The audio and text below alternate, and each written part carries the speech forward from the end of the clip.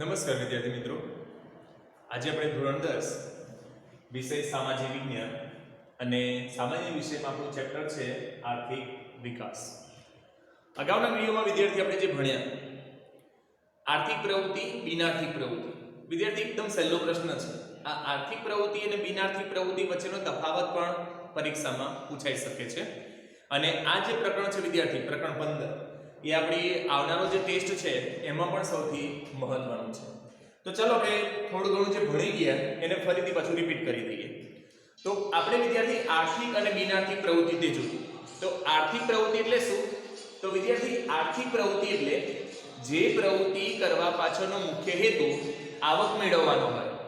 આવક મેળવવાના હેતુથી જે પ્રવૃત્તિ કરવામાં આવે જેને આર્થિક પ્રવૃત્તિ તરીકે ઓળખવામાં આવે છે. જ્યારે વિદ્યાર્થી બિનઆર્થિક પ્રવૃત્તિ એટલે કે જે પ્રવૃત્તિ કરવા પાછળનો મુખ્ય હેતુ આવક મેળવવાનો હોતો નથી, જેને બિનઆર્થિક પ્રવૃત્તિ તરીકે ઓળખવામાં આવે છે. ક્લિયર વિદ્યાર્થી? કમ્પ્લીટ? ઓકે. ત્યાર પછી વિદ્યાર્થી ભારત દેશનું અર્થતંત્રનું માળખું આપણે જોયું કે ભારત દેશના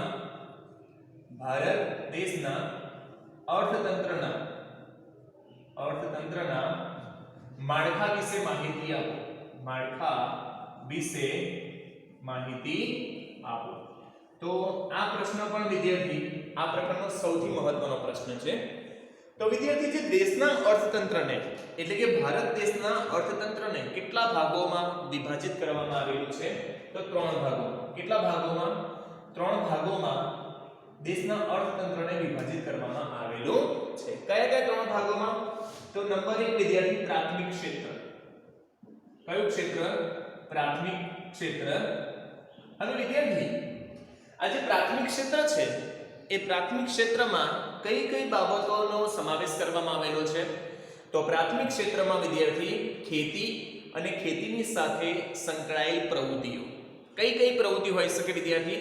તો પશુપાલન, પશુ સંવર્ધન, જંગલોમાંથી વન્ય પેદાશો એકત્રિત કરવી, કાચી ધાતુનું ખોદકામ કરવું, મત્સ્ય ઉદ્યોગ.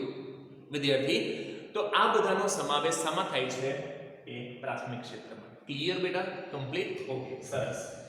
ચાલો ત્યાર પછી આવે છે માધ્યમિક ક્ષેત્ર. કયું ક્ષેત્ર આવે છે? માધ્યમિક ક્ષેત્ર. આ ક્ષેત્રને વિદ્યાર્થી ઉદ્યોગ તરીકે પણ ઓળખવામાં આવે છે. બીજા કયા નામ ઓળખવામાં આવે છે? ઉદ્યોગ તરીકે પણ ઓળખવામાં આવે છે. તો વિદ્યાર્થી માધ્યમિક ક્ષેત્રમાં કોનો સમાવેશ થાય છે? તો માધ્યમિક ક્ષેત્રમાં નાના અને મોટા પાયાના ઉદ્યોગો અને બાંધકામ વગેરેનો સમાવેશ શામાં થાય છે? માધ્યમિક ક્ષેત્રમાં. નંબર 3 વિદ્યાર્થી આવે છે સેવા ક્ષેત્ર. કયું ક્ષેત્ર આવે છે? સેવા ક્ષેત્ર. હવે વિદ્યાર્થી જે સેવા ક્ષેત્ર છે જેમાં દેશની મહત્વની સેવાઓ નો સમાવેશ એ સેવા ક્ષેત્રમાં સમાવિષ્ટ કરવામાં આવેલ છે. કઈ કઈ સેવાઓ હોઈ શકે વિદ્યાર્થી? તો પહેલા શિક્ષણ. અમારી જે વિદ્યાર્થી આર્થિક પ્રવૃત્તિ ગણાય, અમારી પ્રવૃત્તિ છે અમે શિક્ષક છે, અમારી પ્રવૃત્તિ આર્થિક પ્રવૃત્તિ ગણાય, પરંતુ અમારું જે ક્ષેત્ર છે એનો સમાવેશ શામાં થશે? સેવા ક્ષેત્રમાં થશે. ત્યાર પછી વિદ્યાર્થી વ્યાપાર. ત્યાર પછી સંદેશા વ્યવહાર. ત્યાર પછી દરિયાઈ અને હવાઈ માર્ગ. ત્યાર પછી પ્રવાસ અને મનોરંજન. ત્યારબાદ આરોગ્ય, બેંક અને વીમા કંપનીઓ વગેરેનો સમાવેશ શામાં થાય છે વિદ્યાર્થીઓ? તો સેવા ક્ષેત્રમાં થતો હોય છે. ક્લિયર? ઓકે બેટા. તો હવે આજના વિડિયોમાં આપણો જે મુખ્ય ટોપિક આવે છે એ છે વિદ્યાર્થીઓ ઉત્પાદનની વિવિધ પદ્ધતિઓ. વિશ્વના દેશોમાં જે ઉત્પાદનની વિવિધ પદ્ધતિઓ. હવે વિદ્યાર્થીઓ ઉત્પાદનની પદ્ધતિઓ મુખ્ય 3. પેલું બજાર પદ્ધતિ, સમાજવાદી પદ્ધતિ અને વિદ્યાર્થી મિશ્ર અર્થતંત્ર. તો આપણે આજના વિડિયોમાં આપણો મુખ્ય ટોપિક આવે છે બજાર પદ્ધતિ. કઈ પદ્ધતિ આવે છે? બજાર પદ્ધતિ. તો વિદ્યાર્થી આ બજાર પદ્ધતિ આપણે જોઈએ કે વિશ્વના કયા દેશોમાં બજાર પદ્ધતિ જોવા મળે છે? તો વિદ્યાર્થી અમેરિકા અને જાપાન. આ વિદ્યાર્થી એક હેતુલક્ષી પણ પ્રશ્ન છે. અમેરિકા અને જાપાન આ બે દેશોમાં વિદ્યાર્થી બજાર પદ્ધતિ જોવા મળે છે. એક ગુણનો હેતુલક્ષી પ્રશ્ન વિદ્યાર્થી પૂછાઈ શકે કે વિશ્વના કયા દેશોમાં બજાર પદ્ધતિ જોવા મળે છે? તો વિશ્વના કયા દેશોમાં? તો વિદ્યાર્થી અમેરિકા અને જાપાન આ બે દેશોમાં બજાર પદ્ધતિ જોવા મળે છે. આ પદ્ધતિને વિદ્યાર્થી મૂડીવાદી પદ્ધતિ તરીકે પણ ઓળખવામાં આવે છે. બજાર પદ્ધતિને મૂડીવાદી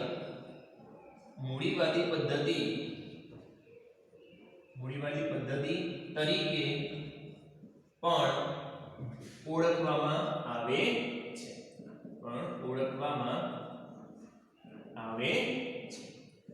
હવે વિદ્યાર્થી આ જે બજાર પદ્ધતિ છે એ બજાર પદ્ધતિમાં સરકારનો કોઈ જાતનું નિયંત્રણ કે હસ્તક્ષેપ હોતો નથી. વિદ્યાર્થી કે બજાર પદ્ધતિમાં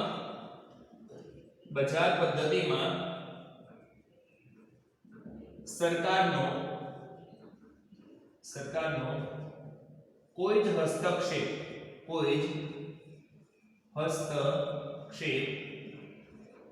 કે નિયંત્રણ હોતું નથી. માટે આ પદ્ધતિને બીજા અર્થમાં કયા નામ ઓળખવામાં આવે છે? તો વિદ્યાર્થી આ પદ્ધતિને મુક્ત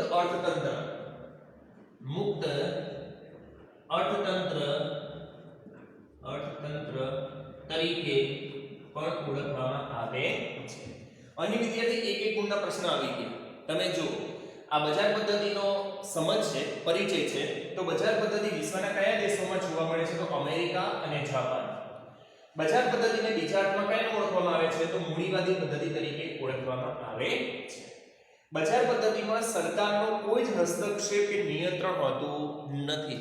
વિદ્યાર્થી એમાં ઉત્પાદનના સાધનોની માલિકી કોની હોય છે? વ્યક્તિગત કે ખાનગી હોય છે. માટે સરકારનો કોઈ જ હસ્તક્ષેપ વિદ્યાર્થીઓ હોતો નથી. માટે બજાર પદ્ધતિને મુક્ત અર્થતંત્રવાળી પદ્ધતિ તરીકે ઓળખવામાં આવે છે. ક્લિયર બેટા? કમ્પ્લીટ? ઓકે. હવે આપણે જોઈશું બજાર પદ્ધતિના લક્ષણો. સૌથી મહત્વનો અને સૌથી સહેલો પ્રશ્ન છે વિદ્યાર્થીઓ, બજાર પદ્ધતિના લક્ષણો જણાવો. આ બે ગુણનો મહત્વનો પ્રશ્ન છે. તો વિદ્યાર્થી હવે વન બાય વન આપણે એનું લક્ષણ જોઈશું. પહેલો તો બજાર પદ્ધતિમાં ઉત્પાદનના સાધનોની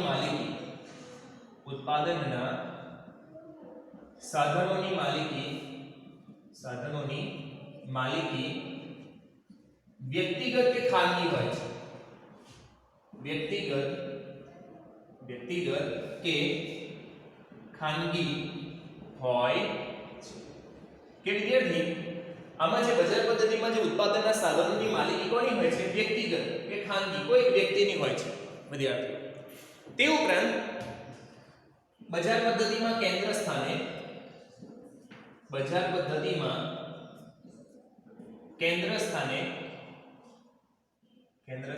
શું રહેલું છે વિદ્યાર્થીઓ?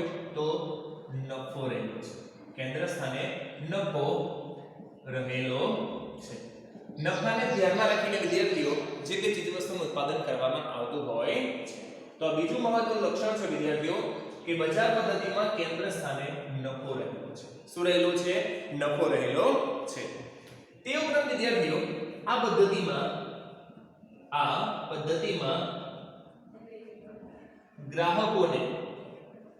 ગ્રાહકોને ચીજવસ્તુઓ પસંદ કરવાની વિશાળ તક મળે છે. ચીજવસ્તુ પસંદ કરવાની વિશાળ તક મળે છે. આમાં વિદ્યાર્થી આ પદ્ધતિમાં જે ગ્રાહકને ચીજવસ્તુઓ પસંદ કરવાની વિશાળ તક મળે છે. હવે વિદ્યાર્થી અત્યારે તમે જો આપણે કોઈ પર મોટા મેગા સિટી તરીકે ઓળખાતા જે શહેરોમાં મોલ હોય છે વિદ્યાર્થી, મોલ એટલે આપણે ઘણીવાર બજારમાં કેટલીક દુકાનોએ ફરવું પડે, પણ મોલ હોય ત્યાંથી આપણને બધું જ મળી જતું હોય છે. જે મોલમાં શું હોય વિદ્યાર્થી, કે ગ્રાહક છે એ જાતે પોતાની ચીજ વસ્તુ છે એ પસંદગી કરી શકે છે. દુકાનમાં હોય તો થોડો ફરક પડે, પણ મોલમાં તો આપણે જે તે ચીજ વસ્તુ છે એને આપણે લઈને જોઈ શકીએ, એની તારીખ જોઈ શકીએ, ક્યારે બની, ક્યાં બની, એની કિંમત કેટલી છે, એ બધું જ આપણે જાણી લેતા હોય છે. આ બજાર પદ્ધતિમાં પણ વિદ્યાર્થી ગ્રાહકને ચીજ વસ્તુઓ પસંદ કરવાની વિશાળ તક મળતી હોય છે. તે ઉપરાંત વિદ્યાર્થી આ પદ્ધતિમાં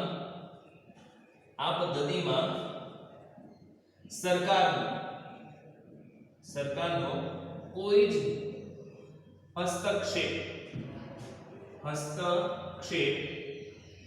કે નિયંત્રણ હોતું નથી વિદ્યાર્થી. કે આ પદ્ધતિમાં સરકારનું કોઈ નિયંત્રણ નહીં, કોઈ જાતનો હસ્તક્ષેપ નહીં, અને એટલા માટે વિદ્યાર્થી આ પદ્ધતિને બીજા અર્થમાં કયા નામ ઓળખવામાં આવે છે? મુક્ત અર્થતંત્ર. કયા નામ ઓળખવામાં આવે છે? મુક્ત અર્થતંત્ર તરીકે ઓળખવામાં આવે છે. કે આ પદ્ધતિમાં સરકારનો કોઈ જ હસ્તક્ષેપ નહીં, કોઈ જ નિયંત્રણ નહીં, અને એટલા માટે બજાર પદ્ધતિને મુક્ત અર્થતંત્ર વાળી પદ્ધતિ તરીકે પણ ઓળખવામાં આવે છે. હવે વિદ્યાર્થી આ જે બજાર પદ્ધતિ છે એમાં મુખ્યત્વે આર્થિક નિર્ણયો ભાવતંત્રના આધારે લેવાય છે. આ પદ્ધતિમાં આર્થિક નિર્ણયો શાના આધારે લેવાતા હોય છે? તો ભાવતંત્રને આધારે લેવાતા હોય છે. આર્થિક નિર્ણયો ભાવતંત્રને આધારે લેવાતા હોય છે. ક્લિયર બેટા? તો આ છે બજાર પદ્ધતિના લક્ષણો. ચાલો વન બાય વન ફરીથી આપણે જોઈ લઈએ કે બજાર પદ્ધતિના લક્ષણો. પહેલું લક્ષણ કયું છે વિદ્યાર્થીઓ? તો બજાર પદ્ધતિમાં ઉત્પાદનના સાધનોની માલિકી કોની હોય છે? તો વ્યક્તિગત કે ખાનગી હોય છે. તે ઉપરાંત વિદ્યાર્થી બજાર પદ્ધતિમાં કેન્દ્ર સ્થાને શું રહેલું છે? નફો. વિદ્યાર્થી નફાને ધ્યાનમાં રાખીને ચીજવસ્તુનું ઉત્પાદન કરવામાં આવતું હોય છે. જે ચીજવસ્તુઓથી વધુ નફો મળ્યો તો એ ચીજવસ્તુનું ઉત્પાદન વધુ કરવામાં આવે. વિદ્યાર્થી તો બજાર પદ્ધતિમાં કહી શકાય કેન્દ્ર સ્થાને શું રહેલું છે? નફો રહેલો છે. તે ઉપરાંત વિદ્યાર્થી આ પદ્ધતિમાં ગ્રાહકોને ચીજવસ્તુઓ પસંદ કરવાની વિશાળ તક મળે છે. બજાર પદ્ધતિમાં ગ્રાહકોને ચીજવસ્તુઓ પસંદ કરવાની વિશાળ તક મળતી હોય છે. અંતિમ કે આ પદ્ધતિમાં સરકારનો કોઈ જ હસ્તક્ષેપ કે કોઈ નિયંત્રણ હોતું નથી, અને માટે આ પદ્ધતિને કયા નામ ઓળખવામાં આવે છે? મુક્ત અર્થતંત્ર તરીકે ઓળખવામાં આવે છે. અંતિમ જોઈએ વિદ્યાર્થી કે આ બજાર પદ્ધતિમાં જે આર્થિક નિર્ણયો શાના આધારે લેવાય છે? તો ભાવતંત્રના આધારે લેવાતા હોય છે. શાના આધારે લેવાતા હોય છે? ભાવતંત્રને આધારે આર્થિક નિર્ણયો લેવાતા હોય છે. ક્લિયર? કમ્પ્લીટ બેટા? કયા બે દેશોમાં? તો અમેરિકા અને જાપાન. વિશ્વના કયા દેશોમાં? ફરીથી રિપીટ કરું છું, અમેરિકા અને જાપાન. આ દેશોમાં બજાર પદ્ધતિ જોવા મળે છે. ક્લિયર? ચાલો હવે વિદ્યાર્થી આપણે જોઈશું કે બજાર પદ્ધતિના લાભ કયા લાભ રહેલા છે અને કયા ગેરલાભ છે. આ પ્રશ્ન વિદ્યાર્થી બોર્ડની પરીક્ષામાં પણ વારંવાર પૂછાતો પ્રશ્ન છે અને સૌથી સરળ પ્રશ્ન, તમને કદાચ યાદ રહી ગયો હશે. ચલો બજાર પદ્ધતિના લાભ. બજાર પદ્ધતિના લાભ. ઓકે, બજાર પદ્ધતિના લાભ જણાવો. આ પણ વિદ્યાર્થી 2 ગુણનો પ્રશ્ન છે. તો વિદ્યાર્થી પહેલું બજાર પદ્ધતિમાં વ્યક્તિનું પહેલો લાભ કયો થાય છે? વ્યક્તિનું આર્થિક સ્વાતંત્ર્ય. વ્યક્તિનું આર્થિક સ્વાતંત્ર્ય જળવાય છે. આ એનો પહેલો લાભ વિદ્યાર્થી કે વ્યક્તિનું આર્થિક સ્વાતંત્ર્ય જળવાતું હોય છે. તે ઉપરાંત વિદ્યાર્થી ઉત્પાદનના સાધનોનો મહત્તમ અને કાર્યક્ષમ ઉપયોગ થાય છે. ઉત્પાદનના સાધનોનો મહત્તમ અને કાર્યક્ષમ ઉપયોગ થાય છે. ત્યાર પછી વિદ્યાર્થી આપણે જોઈએ નંબર 3 પર કે મહત્તમ ઉત્પાદન હાંસલ કરી શકાય છે. કે બજાર પદ્ધતિ દ્વારા સૌથી વધુ ઉત્પાદન કરી શકાય છે. તેથી કહી શકાય કે આ પદ્ધતિ દ્વારા મહત્તમ ઉત્પાદન હાંસલ કરી શકાય. ઓકે, મહત્તમ ઉત્પાદન હાંસલ કરી શકાય છે. તે ઉપરાંત વિદ્યાર્થીઓ કે આ પદ્ધતિમાં સ્પર્ધા હોવાને કારણે સ્પર્ધાને કારણે ચીજવસ્તુઓની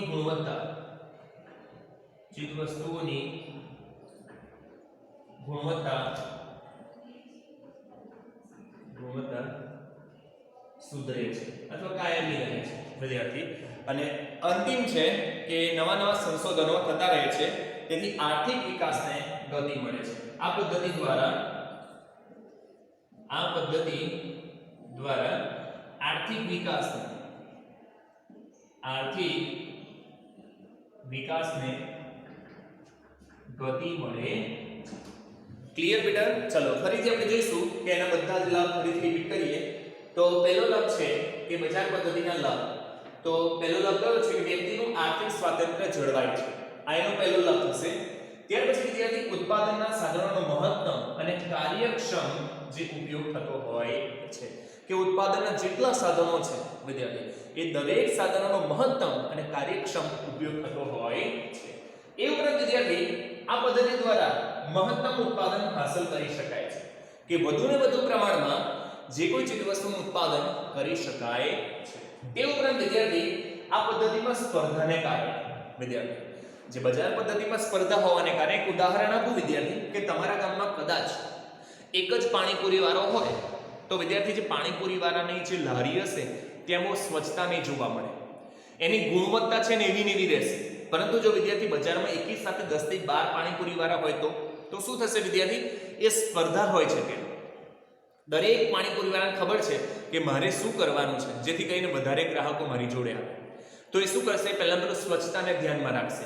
એ હેન્ડ ગ્લોવ્સ પહેરીને બનાવશે, માથે ટોપી પહેરી દેશે. ત્યાર પછી એની ક્વોલિટી સૌથી બેસ્ટ રાખશે, અને એને કારણે વિદ્યાર્થી શું થશે ખબર છે તમને?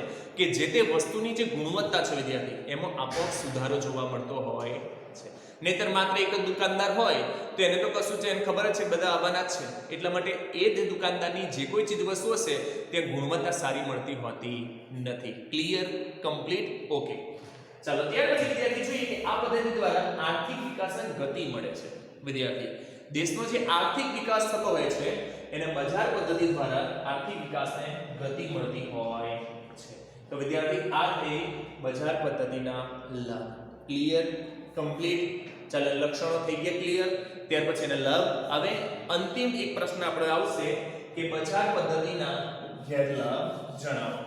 આ ત્રણે પ્રશ્નો વિદ્યાર્થી આવનારી જે પરીક્ષા માટે સૌથી વધુ ઉપયોગી છે બેટા, અને વર્કશીટમાં તમને આપેલા છે એ તમારે બહુ સરસ રીતે લખવાના છે અને તૈયાર પણ થઈ જશે.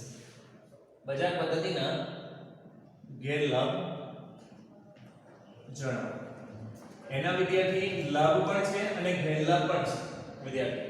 તો પહેલો તો કયો ગેરલાભ થાય છે વિદ્યાર્થી?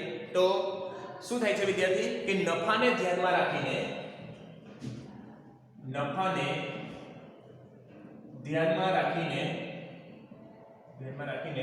ચીજવસ્તુઓનું ઉત્પાદન થતું હોવાથી મોજશોખવાળી કેવી વિદ્યાર્થીઓ? મોજશોખવાળી ચીજવસ્તુઓનું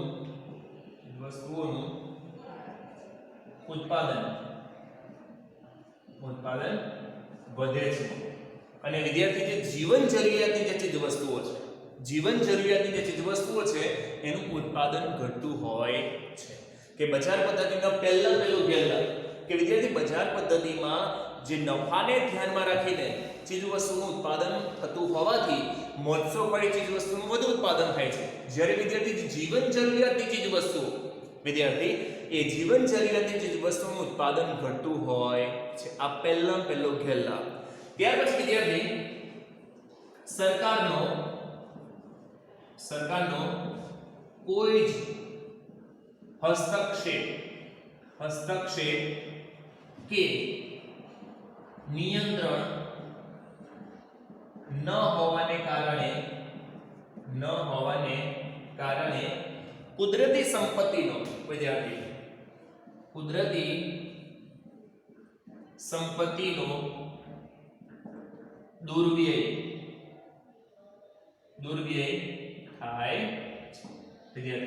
દુર્વ્યય થતો હોય છે કે આમાં છે ને સરકારનો કોઈ નિયંત્રણ કે કોઈ હસ્તક્ષેપ થતો નથી અને એને કારણે શું થાય છે વિદ્યાર્થી વ્યક્તિ ફાવે તે રીતે કુદરતી સંપત્તિનો ઉપયોગ કરે વિદ્યાર્થી વૃક્ષોની કાપણી કરીને ઉત્પાદન ચાલુ રાખે એને કારણે શું થતું હોય છે વિદ્યાર્થી કુદરતી સંપત્તિ છે એ કુદરતી સંપત્તિનો વિદ્યાર્થી એ દુર્વ્યય એ થતો હોય છે ઓકે સરસ ચાલો તો આ બજાર પદ્ધતિમાં ત્રીજો વિકલ્પ છે વિદ્યાર્થી ગ્રાહકનું શોષણ થવાનો ભય રહેલો છે કે જો વિદ્યાર્થી બજાર પદ્ધતિમાં ગ્રાહક વિષયક બાબતો વિદ્યાર્થી ગ્રાહક કોને કહેવાય આપણે પણ વિદ્યાર્થી જ્યારે બજારમાં જઈએ ત્યારે ગ્રાહક તરીકે ઓળખાતા હોય છે કે વેપારીને આપણે જે કોઈ ચીજ વસ્તુ આપણે ખરીદી કરીએ છીએ એના બદલામાં પૈસા આપીએ છીએ તો આપણે વિદ્યાર્થી ગ્રાહક તો બજાર પદ્ધતિમાં શું થતું હોય છે કે જો ગ્રાહક વિષયક માહિતીનો જો અભાવ હોય ને તો બજાર પદ્ધતિમાં અવશ્યપણે વિદ્યાર્થી ગ્રાહકનું શોષણ થવાનો જે ભય જોવા મળતો હોય છે એ ઉપરાંત વિદ્યાર્થીઓ બજાર પદ્ધતિમાં મુખ્યત્વે આવકની અસમાનતા વધે છે આવકની અસમાનતામાં વધારો થાય છે કે બજાર પદ્ધતિને કારણે વિદ્યાર્થી જે આવકની અસમાનતામાં વધારો થતો હોય છે તે ઉપરાંત વિદ્યાર્થી બજાર પદ્ધતિને કારણે ઇજારાશાહી મજૂરોનું શોષણ આર્થિક અસ્થિરતા જેવા દૂષણો પણ જોવા મળતા હોય છે તો આ છે વિદ્યાર્થી બજાર પદ્ધતિના ગેરલાભ કે પહેલો ગેરલાભ જોયો કે નફાને ધ્યાનમાં રાખીને ચીજવસ્તુનું ઉત્પાદન થતું હોવાથી મોત્સવપણે ચીજવસ્તુનું વધુ ઉત્પાદન થાય છે જ્યારે જીવન જરૂરિયાતની ચીજવસ્તુનું ઉત્પાદન ઘટતું હોય છે તે ઉપરાંત વિદ્યાર્થીઓ કે સરકારનો કોઈ જ હસ્તક્ષેપ કે નિયંત્રણ ન હોવાને કારણે બજાર પદ્ધતિમાં કુદરતી સંપત્તિનો એ દુર્વ્યય જોવા મળતો હોય છે તે ઉપરાંત વિદ્યાર્થી ગ્રાહકની અજ્ઞાનતાને કારણે ગ્રાહકનું શોષણ થવાનો પણ ભય રહેલો છે ઓકે બેટા અને અંતિમ કે આવકની અસમાનતામાં પણ વધારો થતો હોય છે તે ઉપરાંત વિદ્યાર્થી બજાર પદ્ધતિને કારણે ઇજારાશાહી એટલે શું વિદ્યાર્થી વ્યક્તિ સ્વૈચ્છંદી વર્તન કરે વિદ્યાર્થી એ ઉપરાંત મુખ્યત્વે મજૂરોનું શોષણ આર્થિક અસ્થિરતા જેવા દૂષણો પણ જોવા મળતા હોય છે તો વિદ્યાર્થી આ જે વિડીયોમાં આપણે ત્રણ મુખ્ય પ્રશ્ન આવશે પહેલા પેલું બજાર પદ્ધતિના લક્ષણો બજાર પદ્ધતિના લાભ અને બજાર પદ્ધતિના ગેરલાભ આ ત્રણ પ્રશ્નો મેં વર્કશીટમાં તમને આપેલા છે એ તમારા ચોપડામાં બહુ જ સરસ અક્ષરે લખી દેવાના છે એકાદ બે વાર એનું વાંચન કરવાનું છે ચાલો આપણે પ્રશ્ન પૂછી લઉં તમને હું વિશ્વના કયા બે દેશોમાં બજાર પદ્ધતિ જોવા મળે છે તો વિદ્યાર્થી કયા બે દેશોમાં અમેરિકા અને જાપાન બજાર પદ્ધતિને મુક્ત અર્થતંત્રવાળી પદ્ધતિ તરીકે શા માટે ઓળખવામાં આવે છે કારણ કે બજાર પદ્ધતિમાં સરકારનો કોઈ જ હસ્તક્ષેપ કે નિયંત્રણ હોતું નથી માટે બજાર પદ્ધતિને મુક્ત અર્થતંત્રવાળી પદ્ધતિ તરીકે ઓળખવામાં આવે છે બજાર પદ્ધતિમાં કેન્દ્ર સ્થાને શું રહેલું છે વિદ્યાર્થીઓ તો નફો રહેલો છે શું રહેલો છે નફો ચલો સરસ રીતે તમારે વાંચન કરજો બેટા અસ્તુ જય હિન્દ જય ભારત